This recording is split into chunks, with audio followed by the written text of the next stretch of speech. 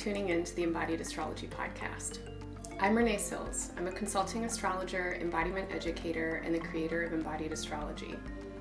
Embodied Astrology is much more than these horoscopes in our podcast. It's actually a movement that is full of people who are interested in the ways that astrology can help us more deeply embody our earthly and universal intelligence at this time. We offer ongoing classes, workshops, trainings, and community process spaces where we practice astrology as a language for living. We blend astrology with art, science, healing methodologies, and activist strategies. We hold space for ourselves and each other to expand and explore symbolism, mythology, and meaning, to queer, unpack, and evolve this ancient technology in service of our present needs and future potentials. If this sounds like something you've been looking for, or if my readings resonate for you and you want to take them to the next level, I hope you'll join us sometime. Stick around after your horoscope and I'll tell you a bit more about what we offer, how we work, and why I think embodied astrology might be a great space for you too.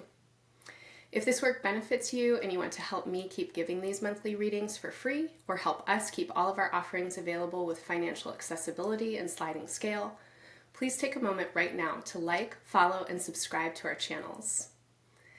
This season's horoscopes are intuitive offerings for each sign of the zodiac. May they serve and support you in some way. Listen for your sun, moon, and rising signs. Remember that not everything is for everyone. Take what works, leave the rest, and make the meaning that's most meaningful for you. Thanks so much for being here. Now, onto your horoscope. Hello, Libra. Welcome to Scorpio season. This is a reading for all of your Libra placements, and especially your sun, moon, and rising Librans out there. Welcome. Scorpio, of course, is the season that comes after Libra season, and so as the Earth continues in its orbit around the sun and the quality of light shifts, we are moving from the equinox deeper into one of the seasonal halves of the year. And this deepening is an intensification, and depth and intensity are two really important keywords for Scorpio. Another keyword along that same line is focus, and the capacity to be penetrating and insightful. When we get to the energy that comes after yours, we have your possessions, we have your substance, we have what you can own and claim and craft and do something with. On a very basic level, this is your life, this is your body, this is the actual substance of your own energy. Moving on from there, we have how you feel about yourself, because yes, you have a body and yes, you have substance, but do you feel self-loving? Do you have confidence in this body and in this life? And how do the ways that you treat yourself manifest in your form? Self-confidence and presence has a lot to do with our relationships to possession, and that can include material possessions as well as possessiveness inside of relationships. And what we possess, whether that is our self-confidence or embodied presence or money or material stuff or security inside of relationships, what we possess has everything to do with our values. How we possess, how we engage with the energy of possession has everything to do with our values. And our values have everything to do with the ways that we value ourselves or not. And they go back and forth and back and forth and back and forth. So Scorpio season is definitely a period of time that is bringing a lot of focus into these parts of your chart and your life. And I think that on a very basic level, this is a very basic level. And this is a season for you to really get into the basics of your life. And that means your body, it means your time, your energy, your attention, your capacity, how you are investing what you have. You do not have unlimited resources. And the biggest resource that any of us have is time and presence and attention. And after that, the biggest resource that we have in a kind of universal sense is love. I don't know if love comes first and then time and energy or attention or which way it goes, but when it comes to what you have an opportunity right now to work with what you have in new and different ways. And I think that that is a lot of what Scorpio season is asking from you. This feels like a period of time that, again, is about getting back to basics, and basics are material. They do have a lot to do with your time, energy, attention, money, etc. And basics also have a lot to do with a kind of foundational intentionality and what you think is important. And again, your values or your value systems. Now, we are alive at a time that is unlike any other time that ever has been. And though there have been many, many, many generations and communities who have lived through apocalypse times, who have experienced breakdowns and apocalyptic breakdowns, world endings, the human species has never lived at a time of so many interweaving, overlapping apocalyptic conditions. This is a profoundly stressful time to be alive, but I really find a lot of support in the work of Joanna Macy, the work that reconnects, and a sentiment that I know many people have, but I've definitely heard from her, which is that this is an opportunity. This is a sacred opportunity to be here at this time, to witness what we are witnessing is a sacred opportunity. And we all have an opportunity to be here with a sense of sacredness about this time. If we take a big picture view and remember that the earth is in a constant state of evolution, that there on some level will be for sure endings and beginnings that spread out beyond our control and our consciousness. Maybe it can take a little bit of the weight and the pressure off to somehow be in control of what this time is about, or think that we're going to figure it out with a simple answer. And maybe it will support us all to really get back to the basics of what can we do right now that feels effective and that feels helpful. And this is definitely a question for you, Libra. What can you do right now that feels effective, that feels helpful, that feels aligned with your values and with the kinds of value that you really experience and see and perceive, not just in your life, but across life here on planet Earth? How can you show up in ways that are really of service to what feels important right now?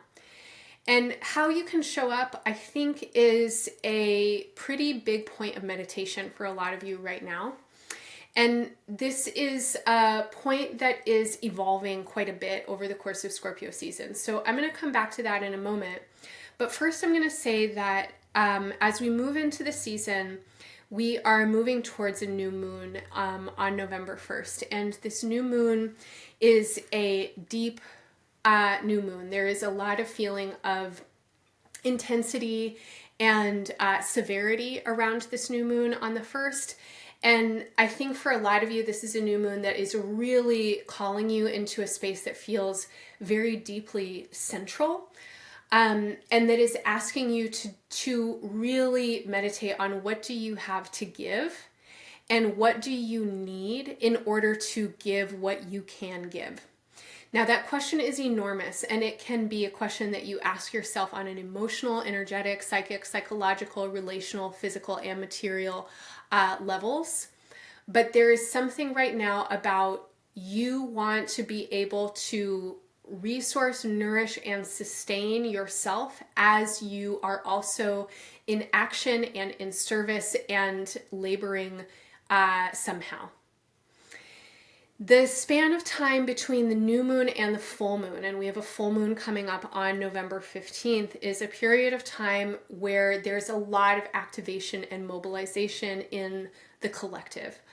And for you, this activation and mobilization feels it's very social. So, you might be organizing with other people. Other people might be trying to organize with you. Your group threads might be blowing up on the messages. You might have all kinds of people trying to get your attention, or you're trying to get other people's attention, or something like that.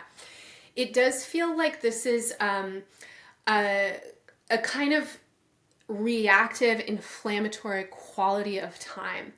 And there is an intense mobilization of energy at this time. A lot of people wanting to take action in some way. And I think a lot of Libras are really feeling this. Like, you are compelled and propelled into social spaces. You are reaching out to people. There's a lot of leadership energy that is coming through you. And I also really want to say that not all of that energy is going to be of service.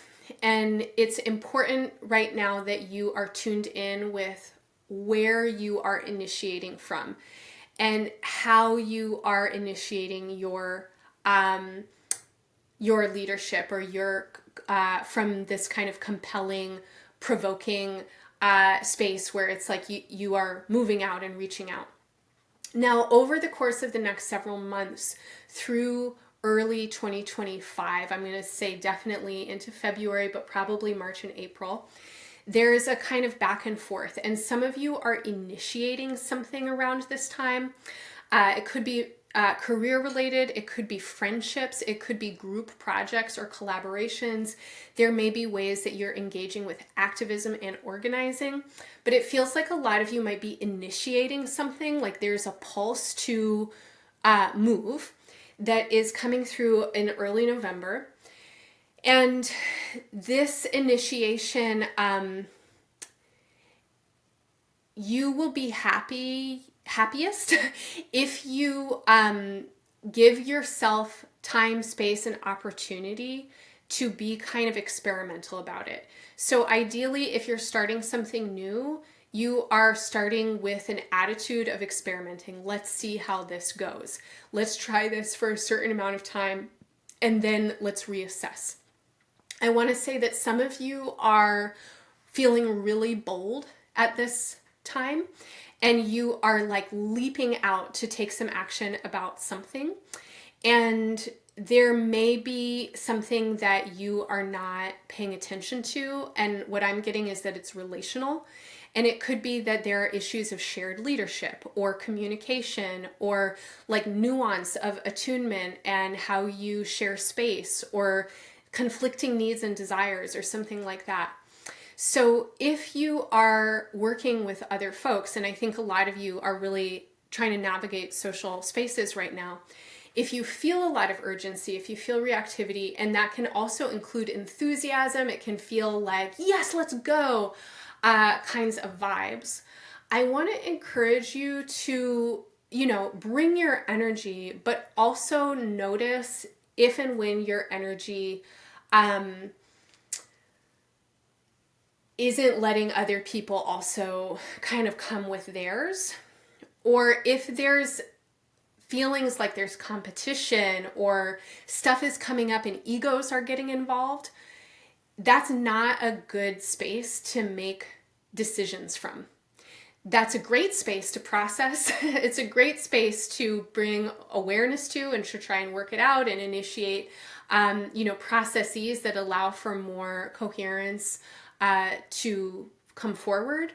But if you're trying to make decisions about what's happening in the future, I cannot encourage you enough to avoid making executive decisions for other people, and avoid making long-term decisions from activated or reactive spaces in the short term. Okay, so now when it comes back to this question of what are you really in service to, and how do you want to give of yourself and use this very precious resource of your life energy. I think that a lot of you are really understanding in new and different ways how your body is not separate from your environments. Your wellness is not separate from the wellness of the water or the air, or the beings who live in the water and the air, or the continuity of systems that rely on water and air. And there's an increasing sense of responsibility that I think a lot of you have that feels innately deeply, deeply loving and sensitive and compassionate, because the more that you really feel and tune in with and can sense the interpermeations and embeddedness of life with itself, it is natural then to be filled with energy of love and care and tenderness. And when it comes to how can you uniquely show up for this time, what is it that you have to give to this time? Because I think that a lot of you are really curious about this right now. And many of you are in some kind of longer term process of refining and reflecting on that right now. And you may have had some kind of delay or slap in the face or blockage, or maybe your energy got depleted. And it has kind of caused a withdrawal of energy that you have been needing then to care for in the recent past. And as we move into November, I think a lot of you have done some really important self-reflection work. Maybe many of you have actually restructured some aspects of your lives. This could include how you are working, or how you're practicing self-care, or what you're doing for work, or things like this. But I think that a lot of you are in the middle of some kind of process right now that has you restructuring your life and how you're working with resource, how you are showing up and trying to be of service to what matters most to you. And that as we get this kind of period of provocation and intensity that I'm talking about in the first 2 weeks of November, there's a feeling of certainty and a kind of push for you to start moving forward. And ultimately, you are motivated by relationship, and you're a Libra. So on a big level, I think you are motivated by the notion of right relationship, of balance, of equanimity, of justice. And you are trying to realize right relationship in the world, in your relationships, in the ways that you do business, in the ways that you work for and work with others. And over the next couple of years, you all are in a big transformation. You are in a really big shift of how you want to relate, and how you want to relate with yourself, and how you want to relate with others. And what's happening right now is that you're getting a big wave of that shift. And this wave wants to help you clarify your values and what is most important to you. And this wave is also an opportunity for you to learn more about your values and what is most important to you. And I'm getting that a lot of you are grappling and working out the sticky stuff around ethical practice. And ethical practice, at least in my opinion, has to be embodied praxis. We can get real heady and conceptual about what is ethical or what is unethical. But when we really take time to somatically arrive inside a relationship and be sensitive and attuned and aware of ourselves and our own experiences, and also of the field, ethics are embodied. They are maybe not necessarily simple, but there is an easiness around them in that they're not convoluted or complex. If we are really here and embodied, it is very easy to feel what actually is needed, what actually would be reparative, what actually is the quote-unquote right course of action. And I think that there are some big lessons coming in for you about ethical life practices right now. And this is coming in at a time of intense activation and mobilization in the collective. And some of you are really engaged around ethical practice, and your questions around what are practices that you want to be working with or working towards are totally in front of your view as we get into November, and especially as we are between this new moon and full moon. And these are the questions to dwell in right now, and actually to really land in them in an embodied way.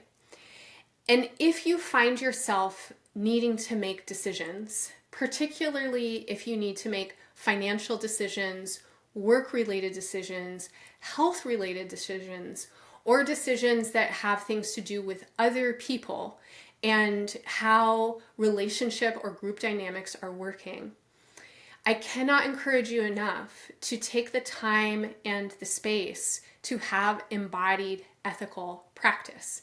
And especially if you are trying to make decisions with other people, I cannot encourage you enough to do this communally and to do this in a way that really allows for disagreement and questions and conflict actually to be present.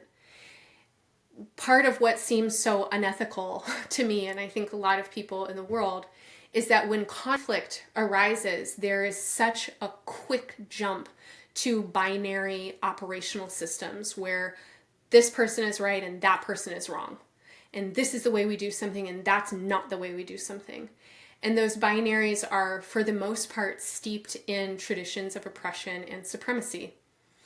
And to have productive, generative conflict that can lead us towards greater trust and communal and environmental well-being, we have to banish the binary. We have to get comfortable in the complexity of the in-between.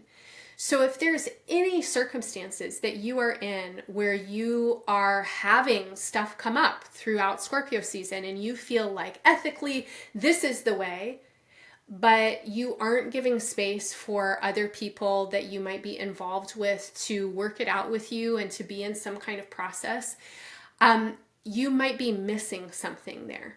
So if that resonates at all for you, please, please, please take the time to get into it, to get into the questioning, to be with the complexities of the unknown. And at times of high activation and actual urgency, that can feel really counterintuitive, but it's actually one of the things that we need to do the most. It's when we are reactive and urgent that we actually default to our deeper patterns and habits. And because we live in a world that has modeled all kinds of hierarchy and oppression and supremacy for us, and so many of us have practiced decision making from spaces that are not actually embodied or ethical. They are very up here, or they are very reactive or something like that, or they're very hierarchical. What we might default to is the same kind of patterning that got us into the mess in the first place.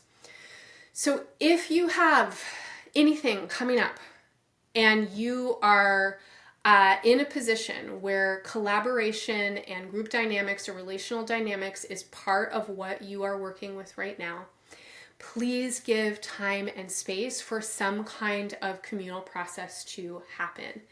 And give time and space for you to be totally a part of that process. You don't need to show up as Libra, the mediator who wants to help everybody get exactly what they want and win in all the same ways. You get to show up as an actual human being who has your own needs, your own preferences, your own biases, your own places of ignorance, your own strengths, your own talents, etc. And the more that you can show up in an authentic way and meet others in that field of relational in-between, the more brilliant your strategies are going to be. And a lot of you are in some kind of important planning phase right now for what looks like significant next steps. And I'm looking at next year. So I'm looking at the first quarter and the first half of next year. A lot of you are working on plans and next steps and ideas that are about something taking shape at that point or moving into action at that point. And some of you think that it's going to happen in Scorpio season, but it's actually going to happen then. Or you think it's going to happen in Sagittarius season, but it's actually going to happen then. And that doesn't mean it won't be initiated now, but the process might take you a while. So if something is resonating for you in what I'm saying, do yourself a favor and bring that timeline into your strategy and think about the next several months as an opportunity to get deep and into a process with something. And that includes deep and into the process of what is most important to you. What do you actually have to give to this situation? What do you really need in order to sustain your presence here and give what you have to give? Is what you are giving and receiving in alignment with deeper values that you have that are continuous, that want to carry you forward into the foreseeable future? Are the ways that you are working with others in alignment with those values? Give time, space, and sensitivity to these processes, and you are going to be happy that you did. Okay, Libra, I hope any or all of that feels helpful, interesting, resonates for you. If some of it does, please stick around for some minutes. I want to tell you a little bit more about what is happening currently and in the near future with astrology, and also what Embodied Astrology is offering in our spaces. A lot of what we do is very devoted to collective processes, especially some of our upcoming offerings are process-based. They are meant to help serve and support people going through experiences like what I've just talked about. So if you feel like some embodied astrological support space would be helpful for you, I hope that you will hang out with us soon. Thanks for listening to your Scorpio season reading. If this horoscope resonated for you, please show your support by liking, following, and subscribing, and by sharing our work with your friends and community. These are the #1 ways to support this work and help us grow. If this work benefits you, I also hope you'll consider working more deeply with us at Embodied Astrology. Because we time our classes, workshops, and events with current transits, we're always offering to the present moment, and we are usually right on time. Every month and throughout the seasons, we engage the creative, experimental, and experiential aspects of current astrology. And our work is always given with an ethos of generosity and accessibility. Our classes, workshops, and series are available with scholarships and by sliding scale, and no one is turned away for lack of funds. We do rely on your support and presence to keep us going, though. Please help sustain and support our work by making a one-time or recurring donation, or becoming a member, or sign up for one of our current or upcoming offerings. This season, I hope you'll join me for Somatic Space, which is a class I offer every Monday where we prepare ourselves to work with the astrology of the week ahead through gentle, healing body practices, breathwork, meditation, and visualization. You can drop in once to try it out, or if you become a member, you'll also get access to the past classes video archive and Tea Time, which is a monthly conversation space where we learn and share how astrology is moving through our lives. Both Tea Time and Somatic Space are great ways to get to know me a bit better and for me to get to know you. Our conversations and practices are always rich, vast, and heartfelt, and the connections and community that build in these spaces is so deeply nourishing and incredibly special. In early December of this year, Mars will station retrograde in Leo. Over the course of the following 3 months until next February, Mars will retrocess or retrograde from Leo to Cancer, where it stations direct at the end of next February. Between now and December, the retrograde influence of Mars is increasing as we move through what's called a shadow period. This is when a planet is traveling direct over a zodiacal degree range that will be imminently revisited by its upcoming retrograde. When Mars is retrograde, especially in the signs of Leo and Cancer, we all need to work with our basic instincts and impulses more attentively. These are times when small misunderstandings can escalate quickly into large conflicts, and when anger, aggression, and desires that are unconscious or unprocessed in our individual and collective experiences can surface suddenly and sometimes quite dramatically. These are also times when we can grow immensely and develop our individual and collective strengths, courage, capacities, and what I think of as our deep spiritual will. Ultimately, this is a transit that wants to help us use our power with more consciousness and also up-level our emotional and energetic awareness, especially around areas of conflict, impact, and intent.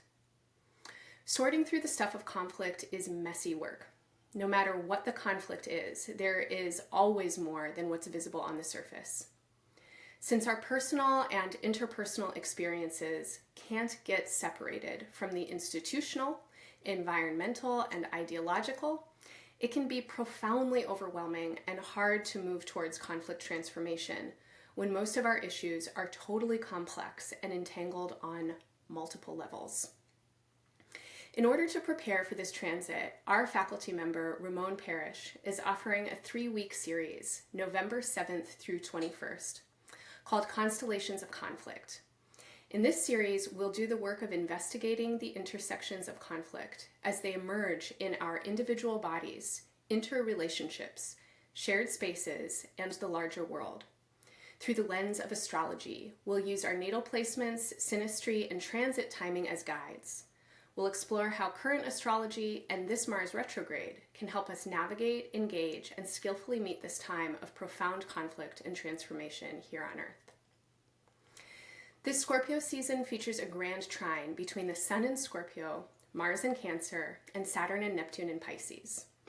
This season, more than most, is a time of deep water and intense feelings. In astrospeak, water always asks us to move down and inwards, and to get in touch with our emotional bodies and internal experiences. Working with the wisdom of water also assists in working effectively with Earth. When we can craft and create containers that hold space for feelings to be as they are, we'll naturally find our way into flow, and what we don't need we can let go in ways that nourish, cleanse, hydrate, and sustain. Over the weekend of November 9th and 10th, Embodied Astrology facilitators Gabs 404 and Janata Petrus will hold 2 watery, earthy sessions to make space for the following week's Taurus full moon. In November 9th's Nebula Lab, Gabs will be joined by Dani D'Amelia, a non-binary, eco-trans feminist artist and educator whose work with radical tenderness and hospicing modernity invites intimacy into the layers of life right now. This is an opportunity to be with the immensity of the moment, get grounded in our bodies, politicized in our healing practices, and held in our humanity by the larger cosmic web of inseparability. The following day, November 10th, Janata Petrus returns for the Taurus full moon edition of her monthly Artistic Alchemy series. In these classes, we orient with a full moon axis in our charts in order to reflect on our creative devotions and the realities of surviving in a capitalistic world that is filled with uncertainty and possibility. We practice staying grounded with the rhythms of astrology and spirit, channeling the wisdom of cosmic alignment, and opening to celestial guidance from our ancestors as support for living creatively through times of unknown. Following Janata's artistic alchemical opening, Sherry Taylor and I will co-lead a special council session the following weekend on Saturday, November 17th, which is the day after the full moon, where we'll focus specifically on astrology and ancestral attunement through working with the symbolism of Saturn. Sherry has been faculty at Embodied Astrology for over 2 years now, where her work in deepening and expanding Saturn's mythic and archetypal symbolism has yielded a powerful path of devotional practice. Our co-led session initiates a new cycle of Saturnian devotion, which Sherry will lead through 2 subsequent sessions, culminating on the December solstice. You can find more information about everything and everyone I just mentioned in the show notes or through the study section at embodiedastrology.com. If you can't make our live events, but you still want to participate, your registration will always include recording access. I certainly hope to see you soon over Scorpio season in one of our spaces. Thank you so much for being here. Thanks for listening and engaging. I'm wishing you all the best in this season and beyond. Bye for now.